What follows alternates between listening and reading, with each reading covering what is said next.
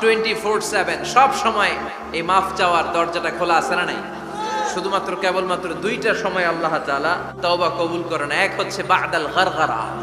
বাদাল গারগারা, মালাকুল মাউত যখন এসে রূহ ধরে টান দেয় তখন গলায় গরগর গরগর শব্দ হয়। মালাকুল মাউতকে দেখে ফেললে আর তওবার কোনো সুযোগ নেই। শয়তান পাপ করে পাপের উপর স্থির থাকে, আর আমরা পাপ করে মাফ চাই কার কাছে? আমাদের জন্য মাফ চাওয়ার দরজা খোলা আছে না নাই? সকালে গুনাহ করছি, দুপুরে মাফ করে দিবে কে? দুপুরে পাপ করছি, রাতে মাফ চাইলে ক্ষমা করে দিবে কে? এজন্য মানুষ মাত্রই ভুল হবে, অন্যায় হবে। ভুল করা, পাপ করা, অন্যায় করা এটা দোষের কিছু না, কিন্তু পাপের উপর স্থায়ী থাকা হলো দোষের, ঠিক কিনা? শয়তান ভুল করেছে, অন্যায় করেছে, সাথে সাথে যদি শয়তান তওবা করতো ইবলিস রেও মাফ করে দিত কে? কিন্তু সে মাফ চায় নাই। শয়তান আর ইনসান এই দুইয়ের মধ্যে মৌলিক পার্থক্য হচ্ছে এটা। শয়তান পাপ করে পাপের উপর স্থির থাকে, আর আমরা পাপ করে মাফ চাই কার কাছে? আমাদের জন্য মাফ চাওয়ার দরজা খোলা আছে না নাই? সকালে গুনাহ করছি, দুপুরে মাফ করে দিবে কে? বাদাল গারগারা, মালাকুল মাউত যখন দেখে ফেলবেন তখন তো আবার সুযোগ আছে। ফেরাউনেরও একই দশা। লোহিত সাগরের পানি খেতে খেতে ফেরাউনের পেটটা যখন এত বড় হয়ে যায়, ফেরাউন হাত তুলে বলে আনা মিনাল মুসলিমিন, আমি মুসলমান। আমি, এটা কোরআনের আয়াত কিন্তু, আনা মিনাল মুসলিমিন, বনি ইসরাইলরা যে আল্লাহর উপর ঈমান এনেছে, আমিও ফেরাউন সে আল্লাহর গোলাম।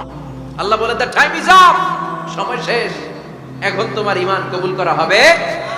তার মানে বাদাল গারগারা তওবা কবুল হয় না। এই মৃত্যুর গরগরানি আসার আগ পর্যন্ত চোখের পানি ছেড়ে যদি আল্লাহর কাছে ক্ষমা চান, জীবনের সব গুনাহ মাফ করে দিবে কে? শয়তান আল্লাহরে বলল, মাবুদ এত জান্নাত বানিয়ে কি লাভ? আপনার একটা বান্দারও জান্নাতে ঢুকাতে পারবেন না। আমারে বানিয়েছেন জাহান্নামী, আমি আমার সর্বোচ্চ চেষ্টা দিয়ে আপনার সবগুলা বান্দারে জামাতে জাহান্নামে নিয়ে একসাথে ঢুকবো, পারলে জাহান্নাম আরো কয়েকটা বাড়িয়ে বানান। আল্লাহ বললেন কেন কেন? শয়তান বলে লা আকুদান্না লাহুম সিরাতাকাল মুস্তাকিম। আপনার বান্দা জামাতে নামাজ পড়তে যেতে চাইবে, ওখান থেকে ধোকার ওয়াসওয়াসা দিয়ে আমি গানের কনসার্টে নিয়ে যাব। তাফসীর মাহফিলে কোরআন শুনতে যেতে চাইবে, ধোকা দিয়ে আমি মদের আড্ডাখানায় নিয়ে যাব। ওয়ালা তাজিদু আকসারাহুম শাকিরিন, একটারেও জান্নাতে ঢুকাতে পারবেন না। চ্যালেঞ্জ দিলাম। আল্লাহ বলল, শয়তান তুই আমারে চ্যালেঞ্জ দেস? আমি তো সব রাজার বড় রাজা, মহারাজা, আমার সাথে তো কেউ চ্যালেঞ্জ দিয়ে টিকতে পারে না। চিল্লা এখন ঠিক কিনা? শয়তান তুই চ্যালেঞ্জ দিলি, আমিও তোর চ্যালেঞ্জ দিলাম। ওয়া ইজ্জতি ওয়া জালালি ওয়া ইরতিফাই মাকানি, আমার ইজ্জতের কসম, আমার জালালিয়াতের কসম, আমার মহানত্বের কসম, আমার ক্ষমতা আর দাপটের কসম, আজীবন আমার বান্দা গুনাহ করবে, পাপ করবে, অন্যায় করবে, কোন এক তাফসীর মাহফিলে এসে চোখের পানি ছেড়ে যখন ক্ষমা চাইবে, আমি জীবনের সব গুনাহ মাফ করে দেব। আমি আমার বান্দার জীবনের সব গুনাহ মাফ করে দিয়ে জান্নাতে ঢুকায় দেব। তখন তুই কি করবি? লা আগফিরান্না লাহুম মা দামু ইস্তাগফিরুনি, যতক্ষণ আমার বান্দা আমার কাছে ক্ষমা চাইবে, আমি আমার বান্দার জীবনের সব গুনাহ মাফ করে দেব। সুবহানাল্লাহ পড়ে। এজন্য রাব্বুল আলামিন বলেন, ইয়া আইয়ুহাল্লাযীনা আমানু তুবু ইলাল্লাহি তাওবাতান নাসুহা, তওবার মতো তওবা করো। তওবার মতো তওবা করলে যত বড় অন্যায় হোক, পাপ হোক, গুনাহ হোক, সব গুনাহ মাফ করে দিতে পারে কে? সাইয়েদনা আদম আলাইহিস সালাম ভুল করলেন, শত শত বছর কাঁদলেন। আল্লাহ বললেন, ও আদম, কিছু বাক্য তোমারে শিখিয়ে দে, এই বাক্য দিয়ে তুমি আমার কাছে তওবা করো, তোমার তওবা কবুল করে নেব। সাইয়েদনা আদম বললেন, রব্বানা, পড়েন, রব্বানা যালামনা আনফুসানা ওয়া ইল্লাম তাগফির লানা ওয়া তারহামনা লানাকুনান্না মিনাল খাসিরিন। ও আল্লাহ, আমি জুলুম করেছি নফসের উপর, ভুল করেছি, অন্যায় করেছি, অপরাধ করেছি, আপনি যদি ক্ষমা না করেন আমি শেষ হয়ে যাব। লানাকুনান্না মিনাল খাসিরিন, আমি ক্ষতিগ্রস্তদের মধ্যে শামিল হয়ে যাব। ঠিক কি না? এই আয়াত দিয়ে, এই দোয়া দিয়ে যখন সাইয়েদনা আদম তাওবা করলেন, মুহূর্তেই তাওবা কবুল করে নিয়েছে কে? আমরাও যদি পাপ করি, অন্যায় করি, আমাদেরও পাপগুলো মোচন করার একজন আছে না নাই? তিনি গাফিরিয যাম কাবিলিত তাওব, ওনার কাজই হচ্ছে গুনাহ মাফ করা। শয়তানের কাজ ওয়াসওয়াসা দেওয়া, আমাদের কাজ পাপ করা, ওনার কাজ মাফ করা। আল্লাহ ডেকে বলে, গোলাম তোরা যদি পাপ না করতি, আর বারবার মাফ না চাইতি, তাহলে তোদেরকে ধ্বংস করে দিয়ে জমিনের বুকে এমন একটা জাতি আমি বানাতাম যারা পাপ করতো আর মাফ চাইতো আর আমি মাফ করতাম। সুবহানাল্লাহ পড়া। মাফ করতে আল্লাহর বড্ড ভাল লাগে, চোখের পানি দেখতে আল্লাহর বড্ড ভাল লাগে, কায়মনো বাক্যে কেউ দোয়া করছে এই দৃশ্য দেখতে আল্লাহর ভালো লাগে, চিল্লায় বলেন সুবহানাল্লাহ।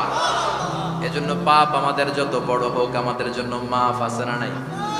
দুইটা সময়ে তাওবা কবুল হয় না। এক নাম্বার হলো বাদাল গারগারা, মালাকুল মাউতকে দেখে ফেলেছেন, রূহ ধরে টান দেবে, তখন তাওবা করলে কবুল হবে।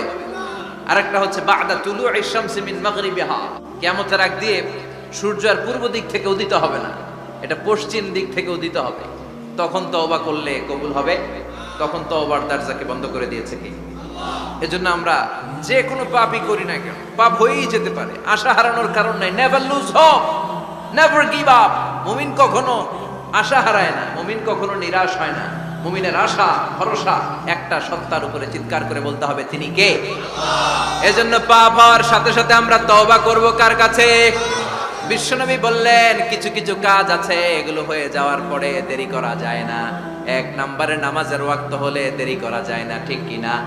সালাত কায়েম করো, সালাত কায়েম করো, হবে সম্মানী তুমি, হবে জান্নাতি তুমি, হবে সম্মানী তুমি, হবে জান্নাতি তুমি, দিবে কাল হাসরে শীতল ছায়া আর সে আজিম, রব্বিয়াল আলা রব্বিয়াল আযীম, রব্বিয়াল আলা রব্বিয়াল আযীম। সুবহানাল্লাহ পড়ে। নামাজের সময় হওয়া মাত্র দেরি নাই, তাজহিজুল মাইয়িত, মারা গেলে লাশ রেখে দেয়া যায় না, তাড়াতাড়ি দাফন করে দাও। নামাজের সময় হলে নামাজ পড়ো, দেরি করো না। মানুষ মারা গেলে দাফন করতে দেরি করো না। বান্দা যদি পাপ করে ফেলে তওবা করতে দেরি করো। এজন্য পাপ করার সাথে সাথে তওবা করার দরকার আছে না নাই? এখন তওবা যে করব কোন সিস্টেমে করব? কোন সিস্টেমে? ভুল হওয়া মাত্রই আপনি অনুতপ্ত হয়ে চোখের পানি ছেড়ে আল্লাহর কাছে মাফ চান, আল্লাহর কাছে ক্ষমা চান, এটার নামই তওবা। আমাদের দেশে হুজুরাই না তওবা পড়ায়, আছে না নাই? আনন্দপুরে এগুলা নাই, আছে না? কয় ইমাম সাহেবরে নিয়ে আয়, খতিব সাহেবরে নিয়ে আয়, হাফেজ সাহেব হুজুরে নিয়ে আয়, তওবা পড়া। না, তওবা পড়ানো লাগে না, আপনার নিজের তওবা আপনি নিজেই পড়বেন। আপনি অনুতপ্ত হয়ে চোখের পানি ছেড়ে আপনার আল্লাহরে ডাক দেন, ডাক দেয়া মাত্র তিনি সাড়া দিবে, চিল্লায় বলেন ঠিক কি না?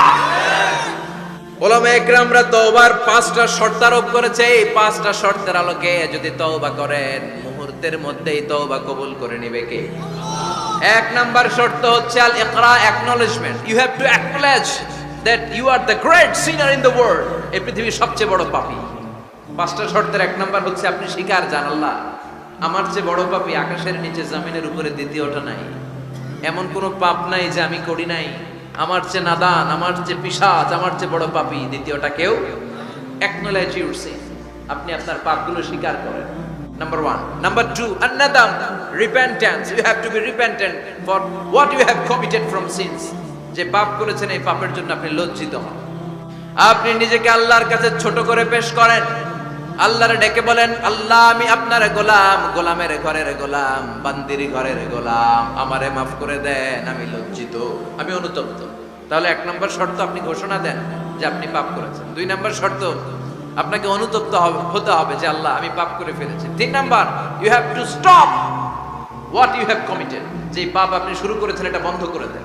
আপনি সুদের জন্য সুদ খাইছেন, আল্লাহর কাছে তওবা করলেন, আবার সুদ খাওয়া চালিয়েও যাচ্ছেন, এই তওবা কবুল হবে?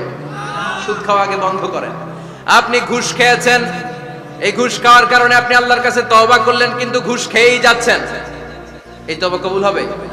3 নাম্বার হচ্ছে you have to stop what you have committed, আপনি যেই পাপ করেছেন এটাকে বন্ধ করেন। 4 নাম্বার শর্ত, you have to hate what you have committed, আপনি যেই পাপটা করেছেন এটাকে মন থেকে ঘৃণা করেন, ওইটারে মন থেকে ঘৃণা করতে হবে। 5 নাম্বার শর্ত হচ্ছে you have to determine that you never repeat this sin again, আল্লাহর কাছে ওয়াদা দেন, কমিটমেন্ট দেন যে আল্লাহ পারতপক্ষে আমার জীবনে আর এই কাজটা করব। এই 5টা শর্তের আলোকে তওবা করলে কবুল করবে কে? 1 নম্বরে স্বীকার জান আল্লাহ আমি পাপী, 2 নম্বরে অনুতপ্ত হন, 3 নম্বরে পাপ কাজটা বন্ধ করে দেন, 4 নম্বরে ওই পাপ কাজটাকে মন থেকে ঘৃণা করেন, 5 নম্বরে আল্লাহর কাছে ওয়াদা দেন আর জীবনেও এই পাপ করব না। এই পাঁচটা শর্তের আলোকে যদি তওবা করেন আপনার তওবা কবুল করে নিবে কে? এজন্য যত পাপ যত অন্যায় আমরা করি না কেন আমাদের এই পাপগুলো অন্যায়গুলো ক্ষমা করার একজন আছে না নাই? তিনি কে? এজন্য সব সময় তওবা করতে রাজি আছেন তো? প্রতিদিন শত শতবার তওবা করতে রাজি আছেন? প্রতিদিন শত শতবার ইস্তেগফার করতে রাজি আছেন? বিশ্বনবী প্রতিদিন 70 বারেরও বেশি ইস্তেগফার করতেন। শুধু টয়লেটে যে মুহূর্তে থাকতেন ওই মুহূর্তে পড়তেন না, টয়লেটে ঢোকার মুহূর্তে বিশ্বনবী ইস্তেগফার পড়তে পারতেন না, তাই টয়লেট থেকে বেরোয়েই তিনি ইস্তেগফার করতেন।